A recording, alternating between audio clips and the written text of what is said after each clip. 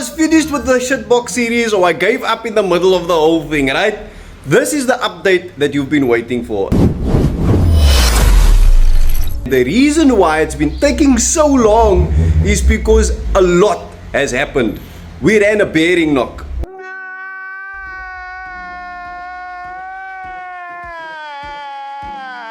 So, welcome to the new Shitbox to Beast episode, and I know you guys are really excited to see about the car, but I want to explain to you why it took me so long to get this episode out. There were unfortunately a couple of things that have transpired that unfortunately didn't allow me to actually post anything for you because I wanted to have a complete episode of around 40 to 45 minutes. And this is exactly what happened. Number one, my phone with my content had been stolen and my Google Drive lapsed with its extra storage function. So my 2 terabytes were like put on hold where my footage were, so I didn't actually have access to it. Anyway, besides that, as you know, this is a fully sponsored gig, right? I had a massive monetary sponsor drop me at the last minute that was willing to overhaul the whole motor for me, and I had to choose and find a new engineer. So literally the motor had been taken out and sent to an engineer, but I told them not to pull the trigger on the work, luckily, until the money was sent to them, and the money just never ended up going to them. I then had to fetch the motor from that engineer and take it to a completely separate engineer, benschworx, aka Cole's Automotive Engineering, who has done so much on the engine. Now, Cole took quite a long time with the motor for 3 reasons. Number one, this is a sponsored gig, so he was doing everything for free. Alright? Number two, there was back and forth between parts because the motor had been worked on before. The crank had previously been cut, and they put the wrong size bearings on there, which is why the car ran a bearing knock. The car did run a bearing knock. In the whole motor, we decided to do it over. And the next thing is that we had parts going to and from Jimmy's Motor Spares, as well as Joe's Motor Spares in Tuscany, Glen, who, thank you very much to them, have kindly sponsored me everything from the pistons to the gasket kits to ball joints to lights to everything, and I'll give a breakdown of what it is that they sponsored and how it was applicable to the motor. But unfortunately, because we had issues with the crank having been cut before, and bearings and bearings and pistons and all of that stuff, we had to have a trial and error situation, and every time parts were sent and they were the wrong part, they would have to be shipped back, and those kinds of things took days. Now, unfortunately for me, Cole had a lot of paid work to get out of the way. He is very busy, or was very busy during that time, and it took a few months. There were also things that transpired at Auto Electrodynamics, or AED, where there was a change in the mechanics that worked on the car. So initially you'll see there's one bra working on the car, then afterwards you'll see there's a completely different bra reassembling the car. So the guy that stripped the car is no longer part of AED, and the guy that put the parts together is a new mechanic at AED. But anyways, with all of that being said, I don't want to bore you. We are here. The car I'm going to show you in this episode, the engineering, the taking apart of the motor and putting the motor back together, some of the issues that we had experienced and identified and found on the car, and where we are up until today. Now, the great thing is I have footage running forward for the very next episode already, so that will be posted in a very short time frame. You're not going to wait months for that to happen. There's a lot of plans in the pipeline, and there's a lot that is going on. So I'm very, very excited. Welcome to Shitbox to Beast, the new episode, and I hope you enjoy. We discovered that one of the bearings was knocking on the crank. And today, I am here telling you that the entire engine has been redone. I'm standing here with Cole from Cole's Automotive Engineering in Schaapkraal, Cape Town. My bro, what did you do to this car? To the motor? We skimmed the block, reboard the block, cut the crank, remove broken bolts, 1 from the crank, 2 from the sump, fresh pistons, port and polish the head, skim the head. Yeah. So we went through a lot. There's my block lumbing there. There's my crank lumbing over there. This is my cams. There's my cam pulleys. And this is the pistons that we are going to put. Look how small is this pistons, but 4AGE pistons. So today we are going to be assembling the bottom end of the motor, the block, and we're gonna see how far we're gonna get today to put everything together in perfect working order, and you guys are going to see that process.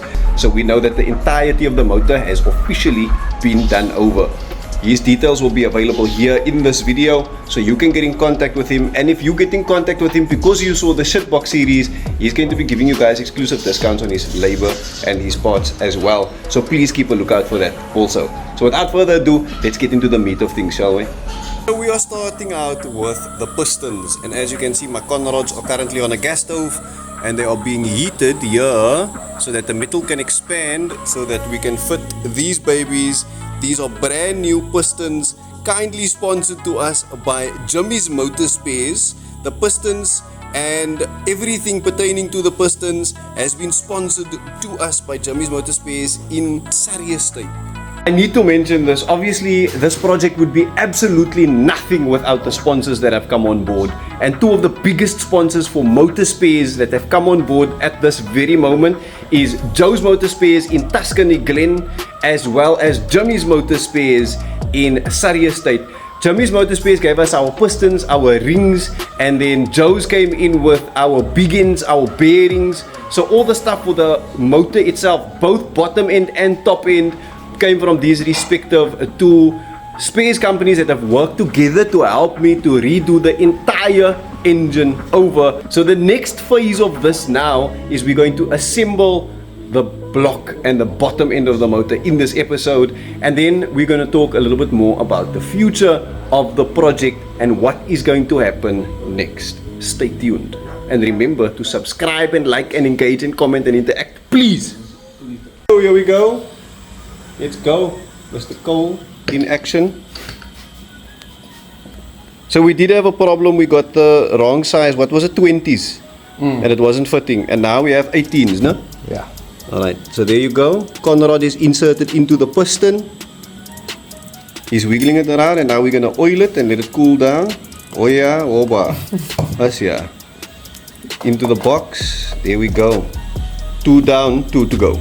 Ran into a problem while we were putting the con rods onto the pistons. So this con rod over here has got a burr in it. I don't know if you can see there on the inside, but there's a score marks on the inside.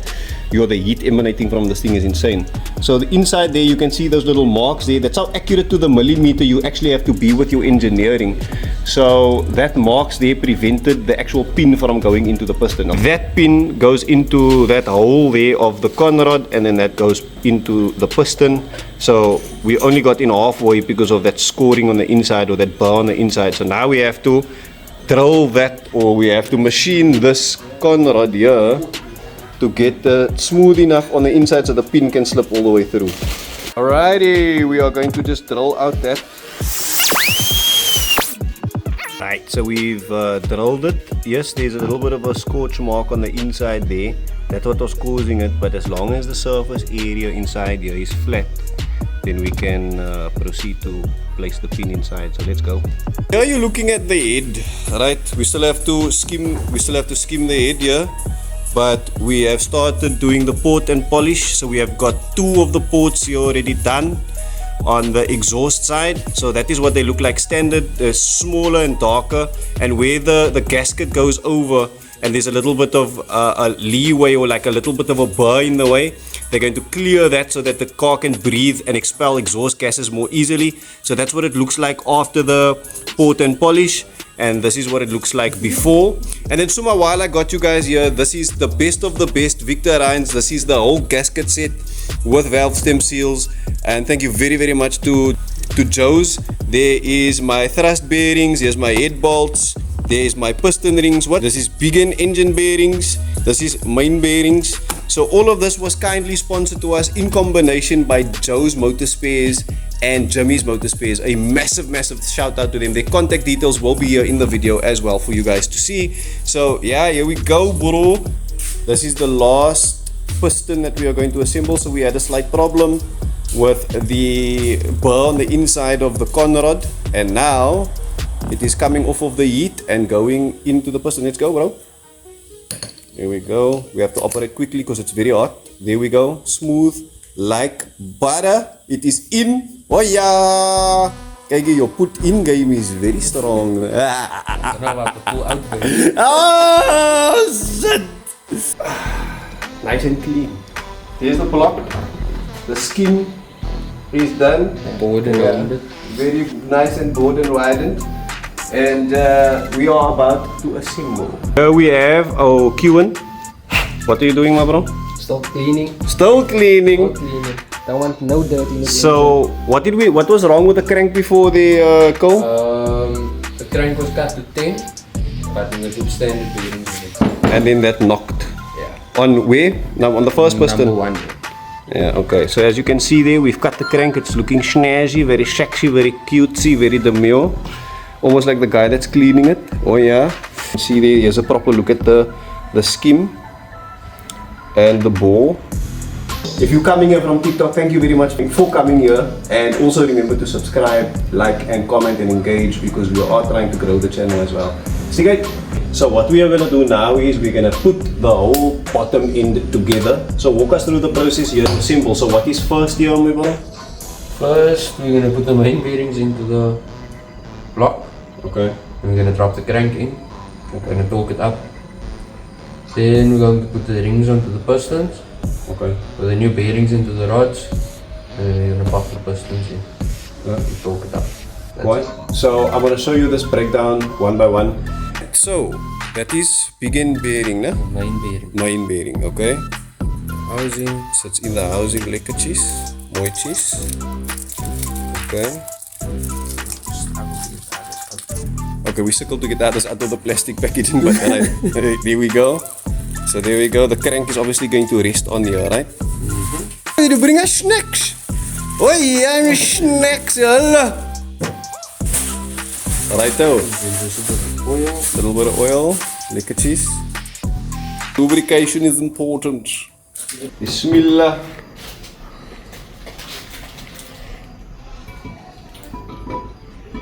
Don't get your fingers trapped in there, Vicky. Spin it. Huh? Can spin it. What, just to spray the oil? Yeah. Here we go. Crank in! Oh yeah! Cut your main bearing cap. Main bearing cap. I'm recording 2 phones at the same time. Main bearing cap. Very good. And then show us, where does that go? This one goes number 1. And I'll put this into the front. Okay. There we go. And then this must be torqued down to a specific setting, no? Yeah. Okay. Do you have nice torque settings, my friend? Yes, I do. On the mains 70 Newton meters and on the begins 48 to 50. 48 to 50 Newton meters on the big ends. And on the mains 70. Yeah, and number 3 goes in last because of thrusts. I thought this was like a bearing with actual like ball bearings, yeah. Okay, quiet. Remember what you were saying on the live about half moons? Yeah. Okay, cool. So number 4 first and then number 3. Number 4, then 5, then 3. So you're accurate to the freaking micromillimeter, bro. Like I see there's like a little lip in there. A lug, yeah. A lug. Thrust washers. What's the purpose of the thrust washer? The purpose of the thrust washer is to make sure it doesn't eat on the crank. To make sure it doesn't eat on the crank. Okay, why did you cap the motor with the hammer now, bro? You should cap my crank like it. Huh? That's just to shift it over so that you have space to put in other thrust washers. Okay, go for it. Oh, so it goes between the crank In the block. and the block. And that's to prevent chafing. Yeah.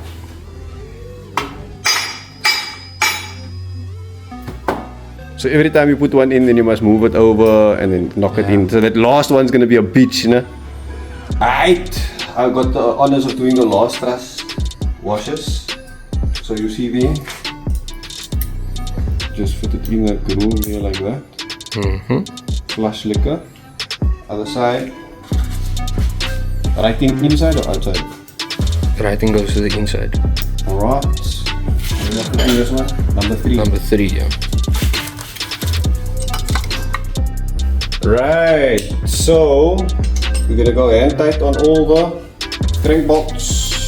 So we're just hand tightening all the crank bolts before we torque them to spec. So what did you say the torque setting is? The torque setting on the mains is 70 Newton meters.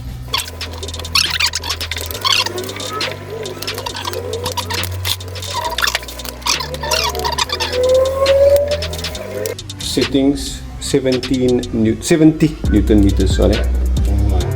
Okay, now where do I start? Again, 3. Number 3. Bismillah. We'll just hear that double click.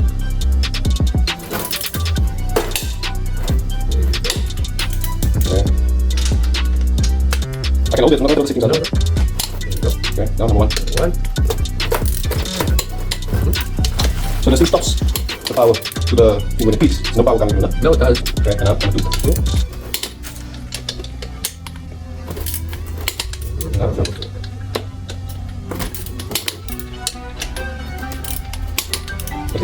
That's it. Oh yeah. Your new nickname is Sandy. Say Sandy. Sand alles. What are you doing now? Now we're cleaning out the Conrad housing because any dirt between your housing and the bearings will go out and knock. Yo, hectic. So, pistons. These are our rings. This comes in a like a set. And what this quite is, they actually break it up for you. So there's your oil ring and your 2 compression rings, 2 and 3. So you put them in that order onto the piston. So what is that one there that you put in there now? This is the first oil ring. First oil ring. That's the ring, and then you get 2 scrapers that go down with it. Okay, cool. Oh, that goes in between. One on each side of it. Yeah, one on top and One at the bottom. That's it. That's it. Okay, now the others. Right, bringing out the special tools here. Yeah. The butcher sign goes to the top. What goes to the top? The sign. That it says the Oh, there. yeah. That little thing there. It actually tells you top. Ah. Okay, so that is our second compression ring. Yeah.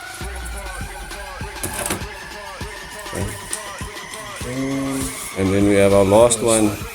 That's our first compression ring. This one can go on anywhere. It doesn't matter. Okay. Kak intricate, no? Righto, so I got shown how to do the piston rings, so let me get onto the others and let me do the other one. So here's my kit with my different rings. Packet number 1. So you have your oil, the oil ring and scrapers, one on top, one at the bottom. Okay.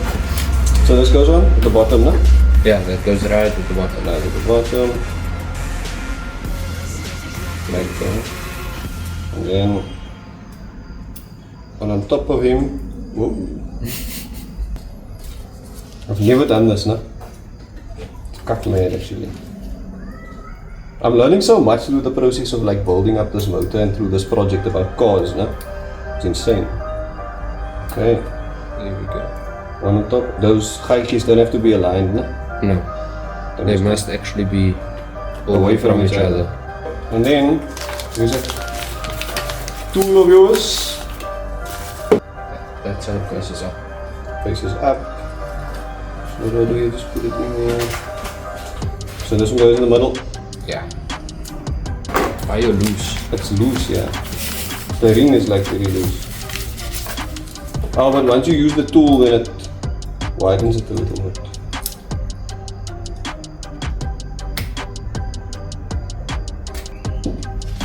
There we go. There we go. I don't think I'm going to show you the rest of the pistons because you know already saw what it looks like. But I just wanted to show you that I can also do this stuff. Now we are squeezing the rings and getting it ready to go in. Okay. So what we did was we put all the caps on at the bottom because the right cap needs to go, or the right cup needs to go on the right piston. Also the cups are numbered, or the conrods are numbered, but not the pistons. So there you have number 2, there's number 1. So that special tool there, gonna cut them, ring squeezer. There we go. I'll give you the honors of flipping over the block. You're more muscular than me. Take the cap off, you put the begin bearing in, put some oil. So no grease between the bearing and the conrod, okay. How does it look like? Problem, we have the wrong bearing. Shit. We are back after a month and a half, almost 2 months of waiting. We had problems where the bearings wasn't the right bearings, and then he had a lot of work that had come in, and now I'm back today to finish the block and to finish the head. We're gonna skim the head for you so you're gonna see what that process looks like. We're just gonna reassemble the block. We already put in the crank, and now we're gonna put in the piston. So the block, here's the block lumbing over there, and as we left it last time, the crank is in, the big ends is in, the bearings is in, the crank was cut, all of that stuff. The head was already, the block was already skimmed, sorry. So it's cleaned. All we're gonna do now is we're gonna drop in the pistons. As last time you saw, we put the pistons together. So the pistons are all assembled, the rings are all on. Now it's time to drop it in, and our block will officially be klar. So he slightly sanded the cups that go in at the bottom of the pistons. That is just to make sure that everything is sorted from a perspective of you know, cleanliness and fit and what. But yeah, so there's the cups that go on. Quite small actually, no? This for AGE motors, pistons and this is freak small, my guy. This that he's putting around here is gonna crimp all of the rings that we have around the piston, so that it's easier for it to slip in here. Am I right in assuming that if you crimp this right and you use the right size, that it just slips in, or must you knock it in? You must knock it in. Hey? Still have to knock it in. Okay. It's gonna go all the way down. Once all 4 is in, we're gonna flip it over, and then we're gonna fasten and torque down the cups onto the bottom end, right? So the piston is going in now. This is, what is this piston, number 4? Number 1. Number 1, okay. So he's crimped it now. There you go. And then slight taps. So there we go from to be. Okay, now you must you slot it level. So that piston is not going all the way in because it's knocking against the crank. So that piston was knocking on the web of the crank, right? So all you had to do was just turn the crank a little bit to adjust the angle so that the bolts can come past. And once the bolts come past, then the piston will sit properly in the block. Alright, there we go. Piston 1 is in. So the last time the caps were too big, no? So put that, yeah, so put that in there. Let's see now. Perfect fit, no? Precision to the millimeter. The last time it was hanging over the edge here, no? There's the bolts that come down from the conrod tala. So you're going to put the cap on now. But this need to be torqued to spec also, no? Okay. Do you know how many Newton meters must be torqued to? 55. 55. So we're just going to put the bolts on for now to just make sure that the piston goes in. And yeah, that's piston number 1 successful. Right, so we're gonna go in succession of order. Piston 1, then 4, then 2, then 3, so that we don't have to keep turning the crank every time to account for the angle. And then also, what Cole has told me is that it's important for you to gap the rings properly. So there is a gap here in each ring, obviously because the ring isn't a complete ring, right? So we have one in the front of the piston, one in the back of the piston, and then obviously the oil ring here is basically at almost complete right around, right? I'm gonna just knock it very, very slightly just so that we don't damage any of the rings or whatever the case may be as it slides through to the bottom. And we repeat what we did with number 1. So this dot here indicates where the direction of the piston must go, right? So this is towards the front of the block, meaning towards where the crank is, right? So this must be flush of the block. Back of the hammer is also part of the hammer. A lot of you must like it from the back. All the way down. Yep. Right. Oh yeah, I'm a mechanic now, Owens. So this here, this lug here, goes towards the bottom, like this. There's our cap, it's fitting inside very good, very nice. So we're just gonna put this at the back and then put on the nuts before we crank. Okay, so there's the notch here by this finger. I'm gonna just put the cap over.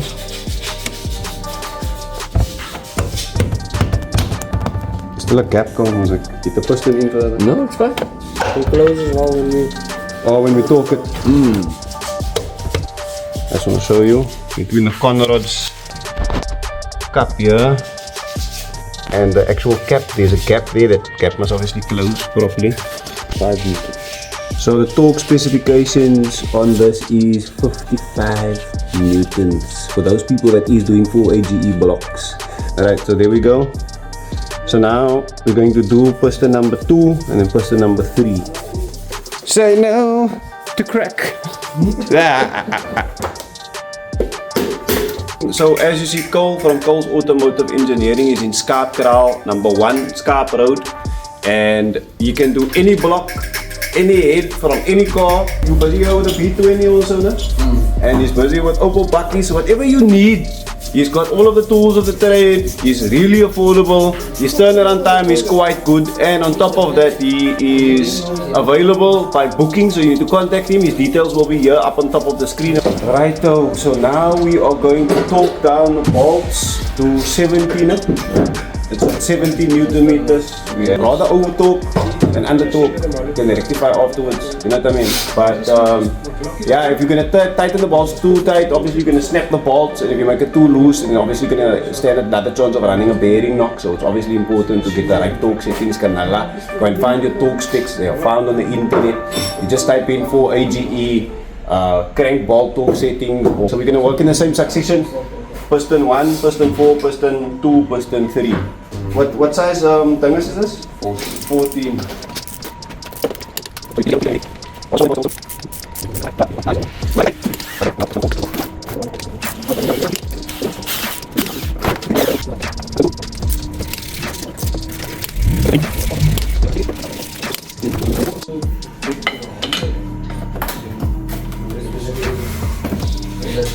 How many pins are there?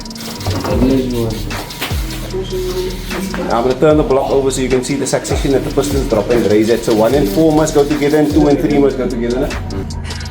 Piston 2 and 3 are the same, and piston 1 and 4 is the same. And when they come to the top, they level. Lekker. The skim looks fantastic, bruh. Flat at the top, lekker. Our block is officially complete. Now we're setting up so that we can skim the head. So the head has been ported and polished on the exhaust and on the intake side, right? So that is going to improve performance for us in what way, Cole? Better flow, you make more power. Make more power, baby. And more flow. And our compression ratio of the motor is going to be a bit different. No? Yeah. It's going to be a higher comp. Sorry, I'm figuring out all of the stuff first. Remember, I'm not a mechanic. I'm not mechanically inclined, but I'm learning a moves a lot through this whole process. And I think this is one of the aims of me doing this, so that I can get a little bit more insight. Because I'm a petrol head from a perspective of driving cars, but not working on them and fixing them. So my knowledge bank has drastically improved when it comes to the stuff. Only gonna be doing about 0.1, 0.2 of a mil. So this machine is very, very accurate, and the process is not so difficult. I didn't really realize how little difficulty goes in here, but obviously precision is really important, and knowing what you're doing is really important. Not anybody can do the stuff, so don't now go and try and do a backyard situation. Take it to the professionals. Come to Cole.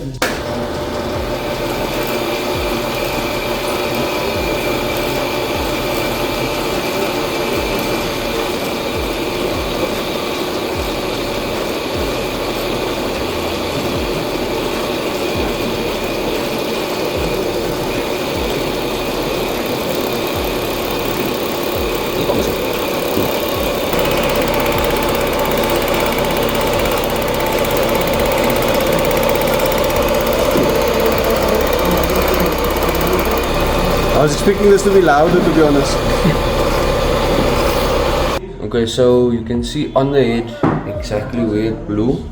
It's Okay. touching all in the middle, not on the ends. And it's all on the intake side, not on the exhaust side. Okay, so it blew on the intake side, the gasket. Blew on the exhaust side. Oh, okay. Blew on the Car was missing. If the car was missing, yeah. Why was that? because it was blown the head gasket. So the gasket definitely was blown as well. We didn't even know that, and we were just doing the skim as a precaution, no? Yeah. Because we took the whole engine apart, so the gasket was blown. Yeah, it was blown, yeah.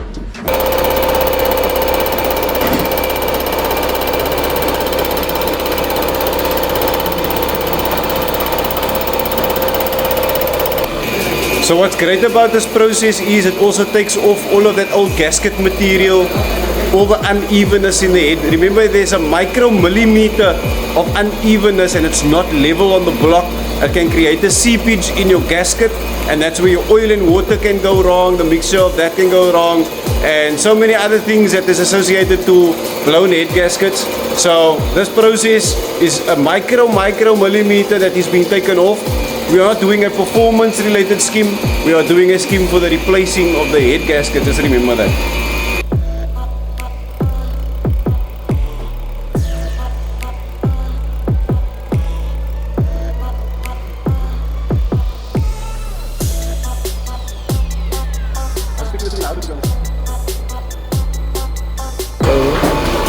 Okay, so you can see on the head exactly where it blew. It's Okay. touching all in the middle, not on the ends. And it's all on the intake side, not on the exhaust side. Okay, so it blew on the intake side, the gasket. Blew on the exhaust side. Oh, okay. Blew on the exhaust side and on the ends. Okay. So you asked me now if the car was missing, Yeah. Why was that? Because it was blown the head gasket. So the gasket definitely was blown as well. We didn't even know that, and we were just doing the scheme as a precaution, nah? Yeah. Because we took the whole engine apart. So the gasket was blown. Yeah, it was blown. Yeah. Oh yeah. It's always mad to see this other color change.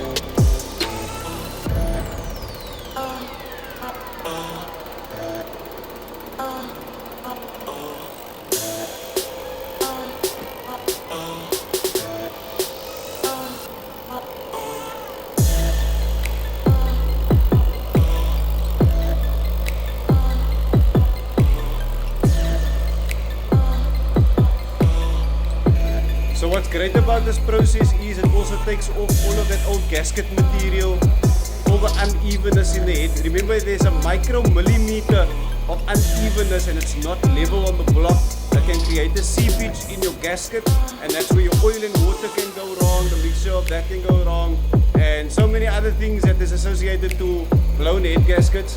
So this process is a micro millimeter that is being taken off. We are not doing a performance related scheme, we are doing a scheme for the replacing of the head gasket, just remember that. So whenever you take a motor apart, it will just be a best practice, no? Whenever you take a motor apart, best practice, send it to an engineer and just get the motor scheme on the head. So shiny! Very shiny. You see, this is old gasket material there. Old gasket material. You can see on the previous passes it made these grooves, right? And that's when the head was moving fast through the machine. So now the machine is going much slower in direction so that it can smoothen it out now, where it's going to give you a mirror finish and take away all of these burrs of what they would call diamond cutting. This is what people do to their rims. The diamond cutting they do to their rims, so it has that etched finish, that high polished etched finish. But obviously we can't have that between the gasket and the head and the block. So yeah, this is what is happening now. Here we go. The head has been officially mirror schemed, and that's why they call it a mirror scheme, because you can basically even see a reflection in there. So you had to do a little bit more passes because there was some marks left on there, but it's smooth like baby's bottom now. Very, very nice. Okay, and let's just talk about the port and polish quickly. Okay, so port and polish, right? What else we did to the head was we ported and polished. What is the porting process and what does it involve? The porting process is we're making sure that everything is smooth on the inside on the exhaust, so that we can get rid of the exhaust gases as quickly as possible. Okay. And then what we did was we match ported it to your exhaust manifold so that there's no restrictions. Okay, cool. And then So there was like a lip here at the edge where the manifold met with the head. There would have been a lip to it, and that would have caused a restriction on the airflow, right? Mm-hmm. Okay. Why? And then we did intake side. Intake, basically the exact same thing, but we left it rough so that the fuel can atomize. What do you mean fuel can atomize? Atomizes so that it breaks up. Okay. So the more it breaks up, the quicker it Combusts. Yeah. Cool. And then we just match ported it to your intake as well. Okay, and that is obviously you get the measurements from the specs of it and what. Okay, so you work on all kinds of motors, no? Performance motors, standard motors, trucks, buses, boats, anything. Okay, cool. So there you guys can see the quality of his work. Fantastic, beautiful. It's got all the equipment and machinery. And yeah, for performance enhancements or just your normal repairs and maintenance of your block and your engines. Stick out, we did my block, we did the head, everything is clear. Now you're gonna do shims. Okay, so explain to us what that process entails quickly and what it's for. The hydraulic lifters, okay, so explain to us. So shims basically have a specific clearance to make sure that the car doesn't miss, it doesn't do anything funny. And then yeah. So what you're gonna do, you're going to adjust the height of it. I'm gonna adjust the clearance between the shim and the can. Well, there you have it, the Shitbox to Beast episode for full YouTube 30 odd minute episode.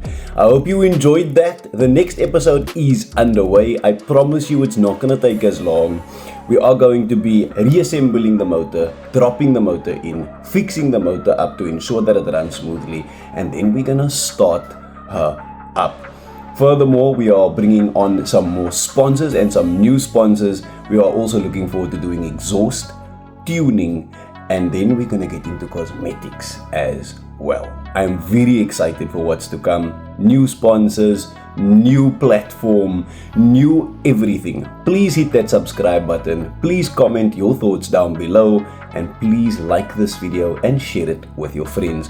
I really appreciate all of your patronage, your support, and if you want to come on board as a sponsor in any capacity, whether that is a financial sponsor, if you have a car parts related business, if you are a mag and tire company, we are looking for rims, tires, and a few other extras. If you are looking to contribute in any other way, please let me know. There's a lot coming. We are not finished, and there's a lot more that needs to be done. So from me, thank you very much once again, and I hope you enjoyed this episode.